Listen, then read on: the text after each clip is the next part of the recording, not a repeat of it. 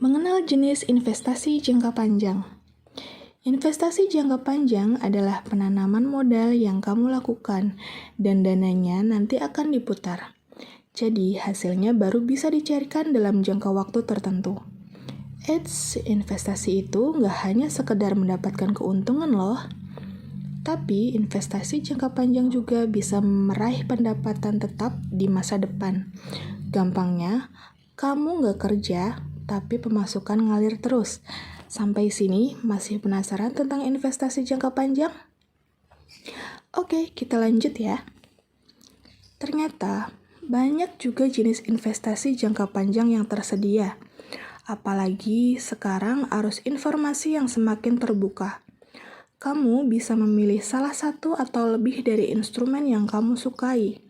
Tentunya menyesuaikan juga ya dengan isi dompet. Berikut ini jenis-jenis investasi jangka panjang yang admin rangkum di media literasi keuangan ini. Nah, sebagai bahan pertimbangan, admin sajikan 3 jenis investasi jangka panjang yang direkomendasikan. Yang pertama ada instrumen investasi properti. Investasi properti hasilnya lumayan loh. Ilustrasinya, kalau kamu pernah main game Monopoly, semakin banyak properti yang kamu beli, maka semakin banyak juga penghasilan yang kamu dapat. Itu hanya ilustrasi loh ya. Tapi nggak apa-apa, admin akan jelaskan kenapa kamu harus investasi properti jangka panjang.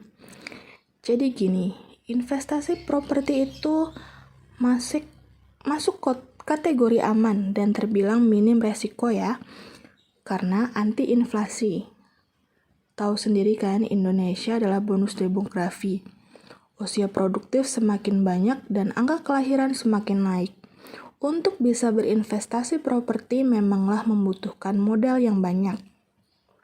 Tapi nantinya, modal di awal juga sebanding dengan hasil yang kamu dapatkan. Bahkan bisa kembali lagi deh modalmu. Dan itu juga bagian dari aset loh ya. Ketika kamu udah punya properti yang diinvestasikan, auto uang akan terus mengalir, bahkan tidak bekerja sekalipun. Enak kan?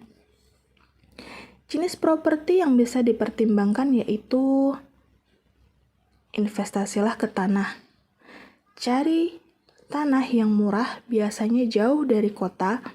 Diamkan atau tanami pohon yang produktif, atau kerjasama dengan petani budidaya. Nantinya hasil panen dapat nilai jual tanah pun tiap tahun akan naik. Apalagi sudah ada akses jalan, pasti cepet banget tuh naiknya. Kemudian, jenis properti berikutnya dengan menyewakan rumah. Kalau punya sebidang tanah atau rumah tua, renov aja, jadikan tuh kontrakan atau pavilion, nantinya tiap bulan dapat hasilnya. Kemudian investasi apartemen, investasi ruko, kios, sawah, hingga toko. Intinya masih banyak kategori properti deh. Salah satu kunci keberhasilan dari investasi properti ini adalah kejelian kamu. Misalnya, kalau untuk investasikan ke properti, untuk kios atau toko misalnya, pilih tempat yang strategi dan ramai. Jangan monjok-monjok banget. Bisa baca peluang, jangan minim literasi ya.